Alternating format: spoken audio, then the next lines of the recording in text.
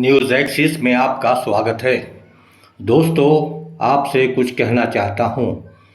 स्वतंत्र और निष्पक्ष मीडिया को आपके सहयोग की ज़रूरत है।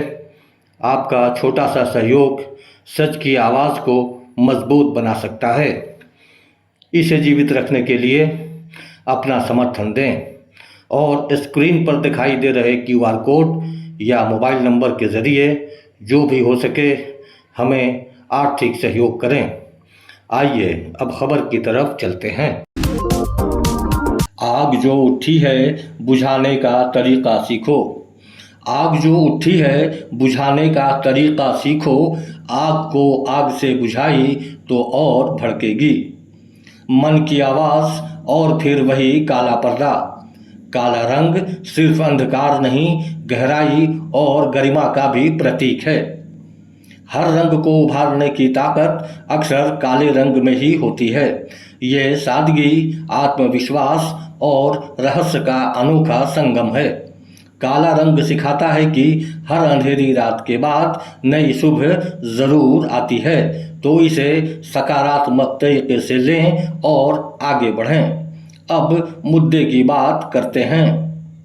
दोस्तों, देश भर में आजकल जिस तरह लगातार राजनीतिक और सामाजिक विरोध प्रदर्शन देखने को मिल रहे हैं, वे संकेत दे रहे हैं कि भारतीय राजनीति एक नए दौर में प्रवेश कर रही है।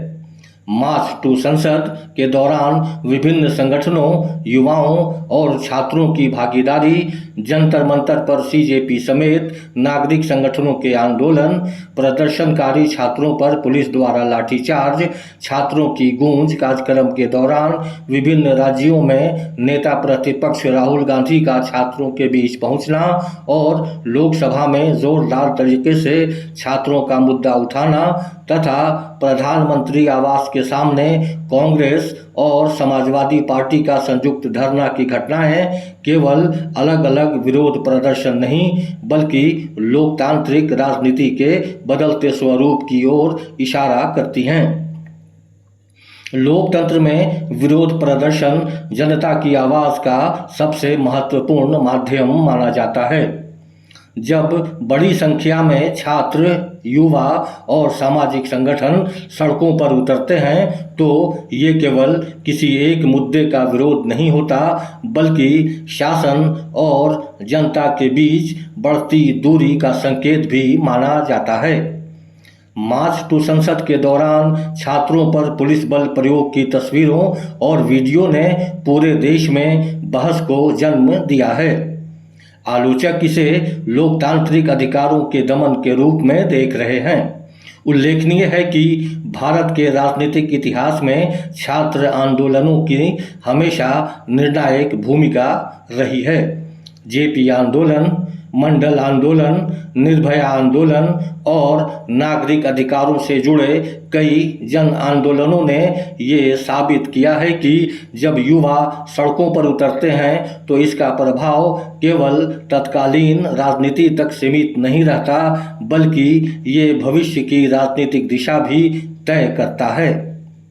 राहुल गांधी का छात्रों से मिलना और उनके समर्थन में खुलकर खड़ा होना विपक्ष की उस रणनीति को दर्शाता है जिसमें छात्र और युवाओं के असंतोष को व्यापक राजनीतिक विमर्श का हिस्सा बनाया जा रहा है।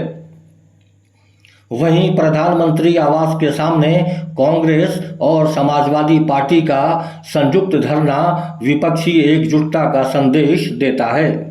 यदि ये समन्वय आगे भी जारी रहता है तो राष्ट्रीय राजनीति में विपक्ष सरकार के सामने अधिक संगठित चुनौती पेश कर सकता है।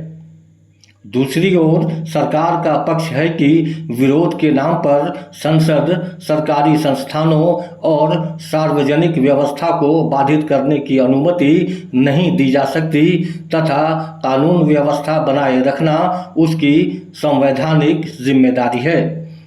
लेकिन इन घटनाओं ने ये भी स्पष्ट किया है कि अब राजनीति केवल संसद या चुनावी सभाओं तक सीमित नहीं रही।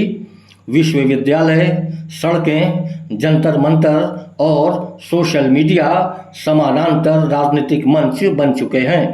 जहां जनमत तेजी से तैयार होता है और सरकार तथा विपक्ष दोनों को फौरन प्रतिक्रिया देनी पड़ती है। भारतीय लोकतंत्र की वास्तविक शक्ति संवाद, असहमति के सम्मान और शांतिपूर्ण विरोध में निहित है। यदि विरोध का उत्तर केवल बल प्रयोग और टकराव से दिया जाएगा तो लोकतांत्रिक संस्थाओं पर जनता का विश्वास प्रभावित हो सकता है। वहीं यदि राजनीतिक दल आंदोलनों को केवल चुनावी लाभ का माध्यम बनाएंगे तो जन सरोकार के वास्तविक मुद्दे पीछे छूट सकते हैं।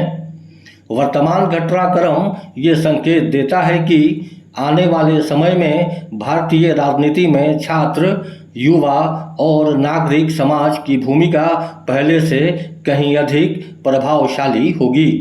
सरकार और विपक्ष दोनों के लिए ये समय लोकतांत्रिक संवाद, संवैधानिक मर्यादाओं और जन विश्वास को मजबूत करने का है, क्योंकि किसी भी लोकतंत्र की मजबूती इस बात से तय होती है कि वो असहमति की आवाज़ को किस तरह सुनता और उसका जवाब किस तरह देता है।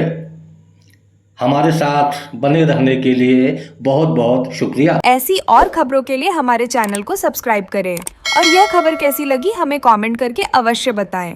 धन्यवाद।